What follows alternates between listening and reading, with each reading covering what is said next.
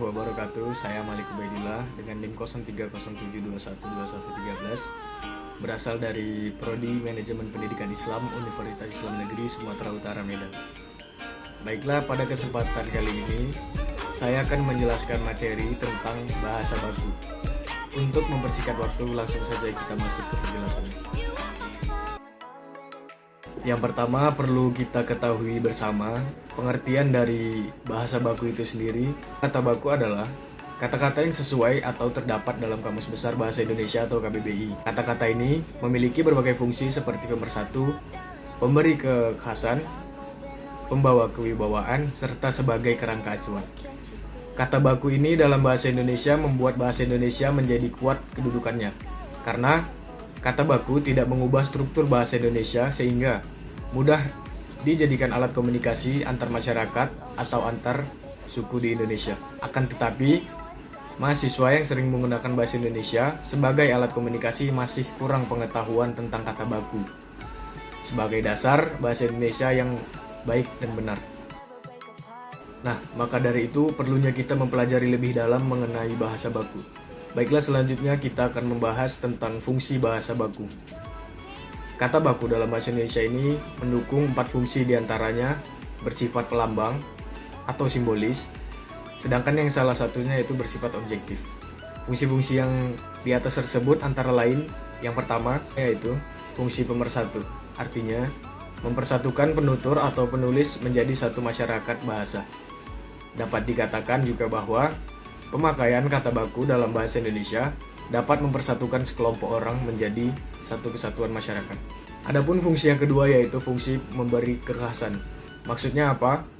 Bahwa di sini pembakuan kata dalam bahasa Indonesia dapat menjadi pembeda dengan masyarakat pemakai bahasa lainnya. Kemudian fungsi yang ketiga yaitu fungsi membawa kewibawaan.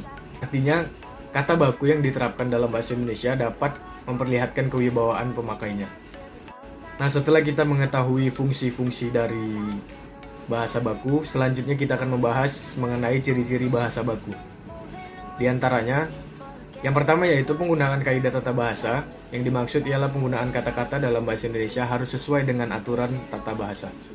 Yang kedua, penggunaan kata-kata baku, maksudnya ialah kata-kata yang digunakan berupa kata-kata umum yang sesuai dengan Kamus Besar Bahasa Indonesia atau KBBI.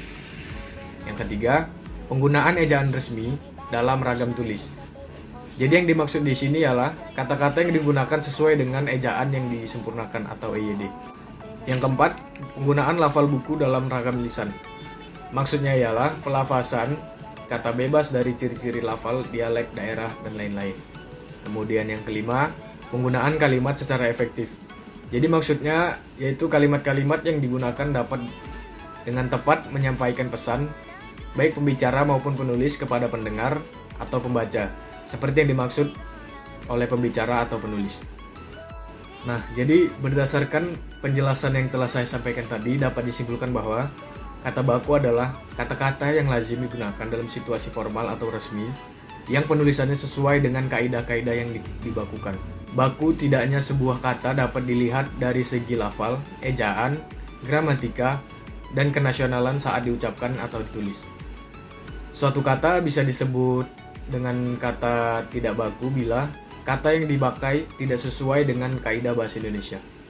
Jadi, mempelajari serta memahami kata baku ini sangatlah penting untuk dilakukan karena merupakan bagian mendasar dari sebuah bahasa, yaitu sebagai alat pemersatu bangsa.